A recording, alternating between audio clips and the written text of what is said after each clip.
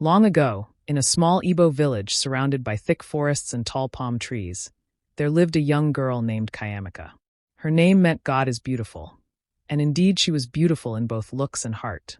Chiamaka was the daughter of a poor farmer, Papa Okafor, and Mama Obioma, who sold vegetables in the village market. She was only 16 years old, but everyone in the village already admired her for her kindness and wisdom. Chiamaka was not like other girls her age. While many cared only for new clothes and jewelry, Chiamaka cared for the weak, the poor, and the old. She would fetch water for old women, help her father weed the farm, and share her little food with hungry children. Yet, despite her good heart, Chiamaka often felt there was something greater waiting for her in life, something beyond the daily struggles of the village. One night, Chiamaka had a strange dream. In the dream, she was standing under the great Obioma tree at the edge of the forest. The tree was old and sacred, with branches so wide that they seemed to touch the sky. Villagers believed the spirits of the ancestors lived there, and no one dared to cut its wood or pluck its fruits. In her dream, Chiamaka heard a deep voice calling her name. Chiamaka! Chiamaka! She looked around but saw no one. Suddenly, the Obioma tree began to glow with golden light, and from its trunk appeared a tall woman dressed in white, with cowries in her hair and a staff in her hand. The woman's eyes shone like stars. "Do not be afraid, my child," the spirit said. "I am Nneka, the guardian of this forest. You have been chosen to make a great choice that will change not only your life, but the life of your people. Soon, two paths will appear before you. One path will bring wealth and power, but it will test your heart. The other path will bring peace and happiness, but it will demand great sacrifice. Choose wisely, for your decision will affect generations after you." Before Chiamaka could ask what the choice meant, the spirit disappeared, and she woke up, trembling with fear. The next morning, she told her mother about the dream. Mama Obioma shook her head. "My daughter, dreams are the whispers of the ancestors. You must listen carefully. But remember, sometimes dreams test our patience before they reveal their meaning." Chiamaka kept thinking about the dream. Days passed, and life in the village continued as usual. Men went to the farm, women sold goods at the market, and children played in the dust. Yet, in her heart, Chiamaka felt restless. One evening, the village council announced that the Great Eek Festival was coming. It was the most important festival of the year, a time when the people celebrated the spirits of the land with dancing, drumming, and sacrifices. During the festival, the elders would also announce important matters concerning the village. As the festival approached, something unusual happened. A group of strangers entered the village. They were traders from faraway lands, wearing rich clothes and carrying shiny objects. They brought with them salt, mirrors, and colorful fabrics that dazzled the villagers. But more than their goods, it was their leader that caught everyone's attention. His name was Obioma, a young man with a smooth tongue and a strong presence. He was not from the village, but he spoke their language well. He offered gifts of gold and promised to make the village wealthy if they allowed him to trade freely in their land. Many villagers admired him, and some even bowed when he passed. But Chiamaka felt uneasy. Something about Obioma's eyes reminded her of the dream. They shone brightly, but behind the brightness was a shadow she could not explain. One night, as she went to fetch water from the stream, she heard someone calling her name again. "Chiamaka! Chiamaka!" Her heart froze. She turned, and once more she saw the spirit woman, Nneka, standing under the moonlight. "The time has come," Nneka said. "Obioma will offer your people wealth, but there is a secret hidden in his heart. If you accept his gifts, your people will gain riches, but they will lose their freedom. If you reject him, your people will remain poor, but they will keep their honor. You, Chiamaka, must guide them. The choice is yours." Chiamaka trembled. She was only a young girl. How could she make such a decision for the whole village? But the spirit placed her staff into Chiamaka's hands and whispered, "A true leader is not chosen by age but by courage. Speak when the time comes." Then the spirit vanished. The next day, the festival began. Drums echoed across the land, masquerades danced, and people feasted on roasted yam and palm wine. Finally, the council of elders gathered to hear Obioma speak. He rose before the people and declared, "My friends, I bring you a future of riches and honor. With my help, your village will shine brighter than any other. Accept me, and I will make you kings among men." The villagers clapped and cheered. But in the crowd, Chiamaka held the staff tightly. Her heart pounded. She remembered the spirit's words, Two paths, one choice. When Obioma finished speaking, the oldest elder, Papa Nwosu, stood and said, "We have heard your words, Obioma. But before we decide, let anyone who has a voice speak now." The crowd grew silent. Chiamaka felt all eyes turned toward her. She had never spoken before the elders. Her legs shook, but the staff in her hands grew warm, giving her strength. Slowly, she stepped forward. "My fathers, my mothers, my people," she began, her voice clear. "I had a dream. The spirits warned me that not all that shines is good. Obioma promises wealth, but what will it cost us? Will we trade our honor for gold? Will we give up our freedom for mirrors and salt? I am only a girl, but I say this. Let us be careful, for not every gift is a blessing." The people murmured. Some nodded, others frowned. Obioma's face grew dark, though he quickly forced a smile. Papa Nwosu raised his hand. "The child has spoken with wisdom beyond her years.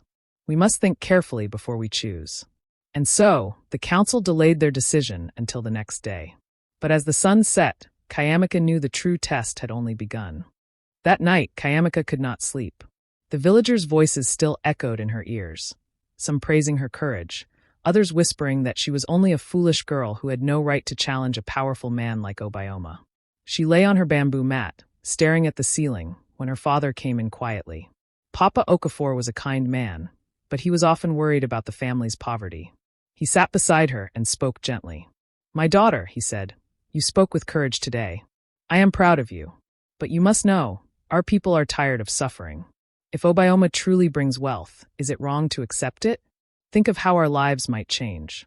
No more hunger. No more patched clothes." Chiamaka sighed. "Papa, I want us to have better lives too. But something in my heart tells me there is danger. Obioma's gifts may cost more than we can pay." Papa Okafor looked at her for a long time, then patted her shoulder. "The gods will guide us. Sleep now, Chiamaka." But sleep did not come easily.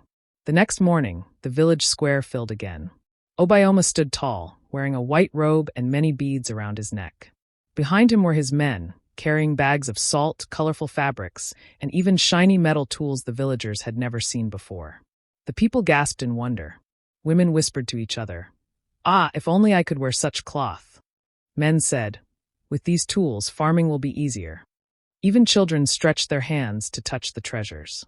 Obioma smiled proudly. "These are only the beginning. Choose me, and I will give you more. Choose me, and your village will become great." The villagers cheered loudly. Chiamaka stepped back, her heart heavy. She remembered Nneka's words, riches but loss of freedom. What did that mean? Then she noticed something strange. Among the goods Obioma displayed was a wooden box covered with a red cloth. No one touched it, and Obioma's men guarded it closely. Whenever someone asked about it, Obioma would change the subject quickly. Chiamaka's eyes narrowed. Something was hidden there. Later that evening, when the celebrations slowed, Chiamaka slipped quietly toward Obioma's camp at the edge of the village. She moved silently like a cat, her feet barely touching the ground. The moon was high, casting silver light through the trees. She crouched behind a bush, watching Obioma's men. They laughed, drank palm wine, and boasted about their journey. But soon, one by one, they fell asleep, snoring loudly. Chiamaka's heart pounded as she crept toward the wooden box. The red cloth shimmered in the moonlight. With trembling hands, she lifted the corner of the cloth. What she saw made her gasp. Inside the box were heavy chains of iron, chains used to bind hands and feet. Chiamaka's stomach turned cold. The meaning of the dream was clear now. Obioma had not come only to trade goods. He had come to enslave her people. Suddenly, she heard a deep voice behind her. "Curiosity can be dangerous, my little one." It was Obioma. He stood tall, his face half-shadowed, his eyes glowing with anger. Chiamaka froze. Obioma stepped closer, lowering his voice. "You are clever, but you are only a child. Go home, forget what you saw, and I may spare your life. Speak against me again, and even the spirits will not save you." Chiamaka's legs shook, but she gripped Nneka's staff tightly. She looked straight into Obioma's eyes. "The spirits are watching. You cannot deceive the people forever." Obioma laughed darkly. "We shall see." Then he waved his hand, and two of his men grabbed Chiamaka roughly and pushed her away from the box. They did not harm her, but their warning was clear. Shaken but determined, Chiamaka ran home. The next day, the council of elders gathered again. The villagers pressed close, eager to hear the decision. Obioma stood before them with his confident smile. Elders, people of the village, the time has come. Choose wealth and greatness, or remain poor forever. The choice is yours. The people murmured excitedly. Many shouted, "We choose Obioma." But Chiamaka stepped forward once more, her voice ringing across the square. "My people, wait. Do not be blind. Obioma's gifts are a trap. I saw the truth with my own eyes. He hides chains in his camp. Chains meant for us." The villagers gasped. Some looked frightened, others angry. Obioma raised his hand quickly.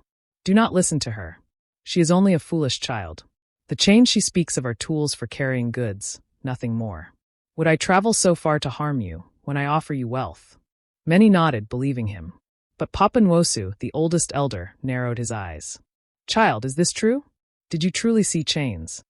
Chiamaka held her staff high. "Yes, father. I swear on the spirits of our ancestors. I saw them with my own eyes." The crowd grew restless. Some believed her, some doubted. Obioma's smile faded for a moment, then returned. "Let the people decide. Do you trust a child's dream, or do you trust what you see with your own eyes? Wealth and blessings before you." The people shouted among themselves. Some cried, "We want Obioma." Others cried, "We believe Chiamaka." The elders looked troubled. At last Papa Nwosu said, "We cannot decide in anger. Tonight we will consult the shrine. The spirits will guide us." Obioma frowned but nodded. He could not oppose the elders openly. That night, Chiamaka went to the shrine with the elders. The shrine was deep in the forest, lit by burning torches.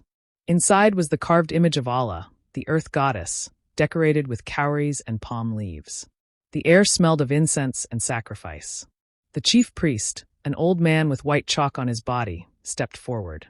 "Who brings a case before the spirits?" Papa Nwosu explained everything: the stranger, the gifts, the chains, and Chiamaka's dream. The priest listened, then poured palm wine on the ground, muttering prayers. He threw kola nuts, watching carefully how they landed. Finally, he lifted his head. "The spirits have spoken," he declared. "The girl is telling the truth. Obioma comes not to bless, but to destroy. If you choose him, your children will be bound in chains. If you reject him, you will suffer poverty, but you will keep your freedom." The elders gasped. The truth was clear. But the priest added, "Yet beware, Obioma will not leave quietly. He will bring trouble before he departs. The girl must be brave, for her choice will bring both danger and honor." Chiamaka's heart thumped. She knew the hardest part was yet to come. By morning, the village was divided. Some were ready to drive Obioma away, while others still longed for his wealth. Anger grew, and people argued in the square. Obioma stood before them, his smile gone, his eyes blazing. "If you reject me, you reject greatness. You will regret this day forever." Chiamaka stepped forward once more, holding the staff tightly. Her voice rang like a bell. "My people, do not be deceived. Wealth without freedom is no blessing. If we choose Obioma, we will lose everything that makes us who we are. Let us remain poor but free, for freedom is the greatest treasure." The villagers fell silent. All eyes turned to the elders. The final choice was near. The morning sun rose over the village, painting the sky with gold and red. But instead of joy, fear and tension filled the air. The people gathered once again in the village square. This time there were no drums, no laughter, no singing. Everyone waited for the elders to speak. Obioma stood proudly in front of his goods, but his smile was tight, his eyes dark like a storm. Beside him, his men stood strong, their hands resting on their spears. Behind them, the wooden box with the hidden chains still sat, covered by the red cloth. The elders walked slowly to the center, their staffs clicking against the earth. Papa Nwosu, the oldest elder, raised his hand for silence. "My people," he said, his voice steady, "we went to the shrine last night. The spirits have spoken. The girl Chiamaka's dream is true. Obioma's gifts are a trap. If we accept him, we will become slaves. If we reject him, we will remain poor but free. The time has come to choose." The crowd erupted in voices. Some shouted, "Send Obioma away." Others cried, "No, we want riches. Poverty is killing us." The elders tried to calm them, but the people grew restless. Obioma saw his chance. He stepped forward, raising his arms. "Do not listen to the fears of old men," he shouted. "Look at me. Look at what I offer you: salt, cloth, gold, tools. Do you not want better lives for your children? This girl fills your heads with foolish dreams. Do you want to remain in rags while other villages prosper? Choose me, and I will make you strong and great." The people wavered. Many looked at the goods longingly. Hunger and poverty had made their hearts weak. Chiamaka's chest tightened. She could see the people slipping away, ready to accept the chains of Obioma. She knew she had to speak now, or it would be too late. She stepped forward, holding Nneka's staff high. "My people, listen. Do not let hunger blind you. What use is gold if your hands are tied? What use are clothes if you cannot walk free? What use is salt if it is mixed with tears? Do not sell your children's future for gifts that will not last." Her voice rang through the square. Some nodded, their eyes clearing. But others still shouted for Obioma. Obioma's face twisted in anger. "Enough of this girl," he roared. He turned to his men. "Show them the truth of my power." At his command, his men pulled the red cloth away from the box. The villagers gasped as the iron chains gleamed in the sunlight. Some stepped back in fear, others cried out. Obioma lifted one of the chains high. "Yes, these are chains. But they are chains of strength, not slavery. With these we will bind our enemies. With these you will conquer other lands and take their wealth. With me you will rule." The people murmured in confusion. Some believed him, others trembled in fear. But Chiamaka's heart burned with fire. She raised the staff, and suddenly a wind swept across the square. Dust rose, swirling around her. The people gasped as the staff glowed faintly, like the moon at night. In the wind, a voice whispered, Nneka's voice. "Stand firm, my child. The spirits are with you." Chiamaka's fear melted away. She pointed the staff at Obioma. "You lie, Obioma. These chains are not for enemies. They are for us. You came to steal our freedom. But the spirits will not allow it. Leave now or face their wrath." Obioma laughed, though uneasily.